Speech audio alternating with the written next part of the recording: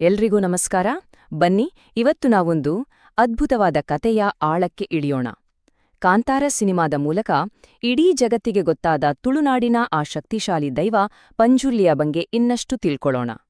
ಹಾಗಿದ್ರೆ ನಮ್ಮ ಈ ಪಯಣ ಶುರು ಮಾಡೋಣ. ಕಾಂತಾರ ಚಿತ್ರದ ಮೂಲಕ ನಮ್ಗೆಲ್ಲ ಪರಿಚಯವಾದ ಈ ದೈವದ ಹಿಂದೆ ಸಾವಿರಾರು ವರ್ಷಗಳ ಪ್ರಾಚೀನ ಕಥೆಯಿದೆ, ಒಂದು ಸತ್ಯ ಇದೆ. ಅದೇನು ಅಂತ ಈಗ ನೋಡೋಣ. ಮೊದಲು ಕಾಂತಾರ ಚಿತ್ರ ಮತ್ತು ಆ ದೈವದ ಬಗ್ಗೆ ಮಾತಾಡೋಣ.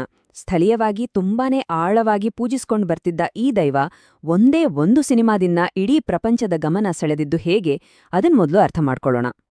ನೋಡಿ, ರಿಷಬ್ ಶೆಟ್ಟಿಯವರ ನಿರ್ದೇಶನ ಮತ್ತು ನಟನೆಯಲ್ಲಿ ಬಂದ ಕಾಂತಾರ ಕೇವಲ ಒಂದು ಸಿನಿಮಾ ಆಗಿ ಉಳಿಲಿಲ್ಲ. ಅದೊಂದು ಗ್ಲೋಬಲ್ ಫಿನಾಮಿನನ್, ಅಂದ್ರೆ ಜಾಗತಿಕ ವಿದ್ಯಮಾನವಾಗಿ ಹೋಯಿತು. ಅದರಲ್ಲೂ ಆ ಸಿನಿಮಾದ ಕ್ಲೈಮ್ಯಾಕ್ಸ್ ಇದೆಯಲ್ಲ, ಅಲ್ಲಿ ತೋರಿಸಿದ ಪಂಜುರ್ಲಿ ದೈವದ ಶಕ್ತಿ ಜೊತೆಗೆ ಹಿನ್ನೆಲೆಯಲ್ಲಿ ಬರುವ ಆ ವರಾಹರೂಪಂ ಹಾಡು ಜನರ ಮನಸ್ಸಲ್ಲಿ ಹಾಗೆ ಉಳಿದುಬಿಟ್ಟಿದೆ. ನಿಜ ಜೀವನದಲ್ಲಿ ಪಂಜುರ್ಲಿ ಮೇಲೆ ಜನರಿಟ್ಟಿರುವ ಆ ನಂಬಿಕೆ ಮತ್ತು ಭಕ್ತಿಯನ್ನ ಇಡೀ ಜಗತ್ತಿಗೆ ತಲುಪಿಸಿದ್ದು ಇದೇ ಸಿನಿಮಾ. ಸರಿ, ಈಗ ಸಿನಿಮಾದ ಪ್ರಪಂಚದಿಂದ ಆಚೆ ಬಂದು ಪಂಜುರ್ಲಿಯ ಆ ಪ್ರಾಚೀನ ದೈವಿಕ ಮೂಲಕಥೆಯೊಳಗೆ ಹೋಗೋಣ. ಕೈಲಾಸದಿಂದ ಭೂಮಿಗೆ ಪಂಜುರ್ಲಿ ಬಂದಿದ್ದು ಹೇಗೆ, ಬನ್ನಿ ನೋಡೋಣ. ಕಥೆ ಶುರುವಾಗೋದೇ ಕೈಲಾಸದಲ್ಲಿ. ಅಲ್ಲಿ ಪಾರ್ವತೀದೇವಿ ಒಂದು ಹಂದಿ ಮರಿಯನ್ನ ತುಂಬಾನೇ ಪ್ರೀತಿಯಿಂದ ಸಾಕಿರ್ತಾಳೆ. ಆದ್ರೆ ಆ ಹಂದಿ ಬೆಳೆದು ದೈವಿಕ ತೋಟವನ್ನೇ ಹಾಳ್ಮಾಡುತ್ತೆ. ಇದ್ರಿಂದ ಶಿವನಿಗೆ ಸಿಕ್ಕಾಪಟ್ಟೆ ಕೋಪ ಬರುತ್ತೆ. ಅವನು ಅದನ್ನ ಕೊಲ್ಲೋಕೆ ಮುಂದಾದಾಗ ಪಾರ್ವತೀದೇವಿ ಅಡ್ಡ ಬರ್ತಾಳೆ. ಅವಳ ಕೋರಿಕೆಯನ್ನ ಮನ್ನಿಸಿ ಶಿವನು ಆ ಶಾಪವನ್ನೇ ಒಂದು ಆಶೀರ್ವಾದವಾಗಿ ಬದಲಾಯಿಸ್ತಾನೆ. ನೀನು ಭೂಲೋಕಕ್ಕೆ ಹೋಗಿ ಅಲ್ಲಿ ಧರ್ಮ ಮತ್ತು ಸತ್ಯವನ್ನ ರಕ್ಷಿಸುವ ದೈವವಾಗು ಅಂತ ಹೇಳಿ ಭೂಮಿಗೆ ಕಳಿಸ್ತಾನೆ. ಹೀಗೆ ಭೂಮಿಗೆ ಬಂದ ದೈವವೇ ಪಂಜುರ್ಲಿ. ಓಕೆ, ಪಂಜುರ್ಲಿ ದೈವದ ಹುಟ್ಟು ಹೇಗಾಯ್ತು ಅಂತ ಈಗ ಗೊತ್ತಾಯ್ತು. ಆದ್ರೆ ಭೂಮಿಗೆ ಬಂದ ಮೇಲೆ ಅದರ ಪಾತ್ರವೇನು, ಅದರ ಜವಾಬ್ದಾರಿಗಳೇನು, ಬನ್ನಿ ಮುಂದಿನ ಭಾಗದಲ್ಲಿ ನೋಡೋಣ.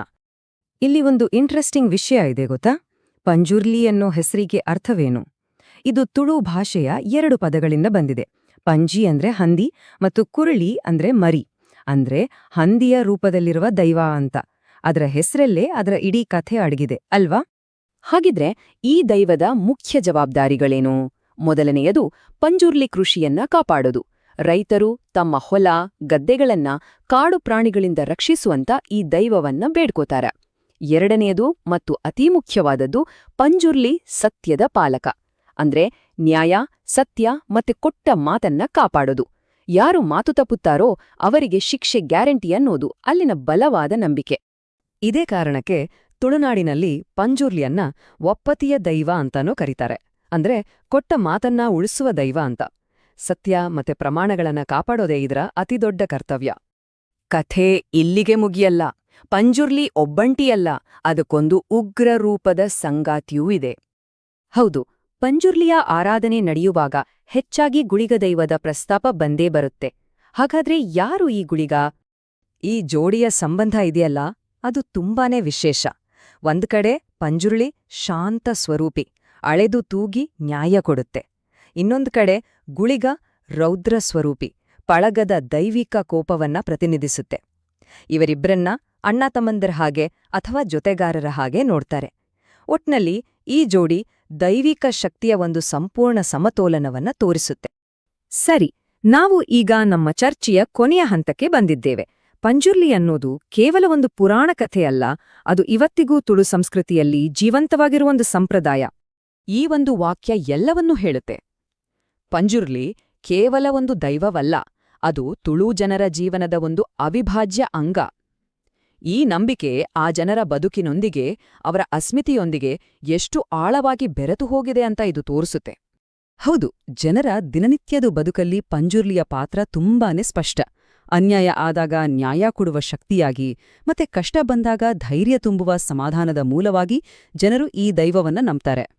ಕೊನೆಯದಾಗಿ ಒಂದು ಪ್ರಶ್ನೆಯೊಂದಿಗೆ ಈ ಚರ್ಚೆಯನ್ನ ಮುಗಿಸೋಣ.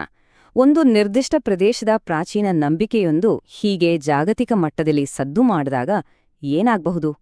ಇದರ ಪರಿಣಾಮಗಳ ಬಗ್ಗೆ ಯೋಚಿಸೋಕೆ ಇದೊಂದು ಒಳ್ಳೆ ಅವಕಾಶ. ಧನ್ಯವಾದಗಳು.